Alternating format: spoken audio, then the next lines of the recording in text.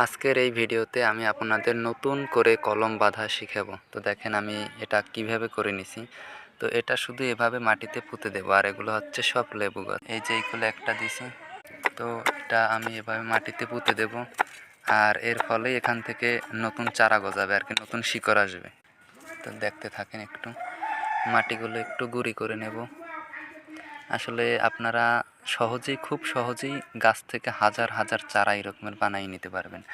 প্রথমে এটা এই রকমের আর কি একটু ছাইজ করে নেবেন। কোনো ভিজানোর দরকার নাই, আমি সব কিছু দেওয়ার পরে একটু পানি দিয়ে দেবো। এই যে দেখেন কীভাবে রোপণ করতেছি। এই এটা আর কি মাটির সাথে মিশিয়েই দেওয়া লাগবে, একদম সমানে সমানে রাখতে হবে যাতে দোনো সাইড মাটিতে মেশে। তো দেখতে থাকেন।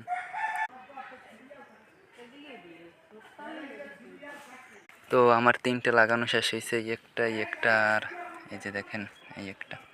তো দেখেন মাটিগুলোরে আগে এভাবে সরাইবেন। আসলে এই পদ্ধতিটা অনেকেই জানে না। আমি ইউটিউবে ভিডিও দেখি, তারা অনেকভাবে অনেক পদ্ধতিতে কলম চারা শিখায়, আর আমি দেখেন কীভাবে শিখাইতেছি। আর একটা সবথেকে বড় কথা হচ্ছে যে ডালে একটা পাতা বলতে রাখা যাবে না।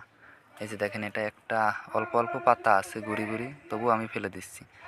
মানে একটা পাতা রাখা যাবে না, তাইলেই হবে। আর হিসাব রাখতে হবে যে দোনোটা সাইড যাতে মাটিতে মিশে যায়, কারণ এই যে জায়গাটা থেকে এই জায়গাটা থেকেই শিকড় বের হবে।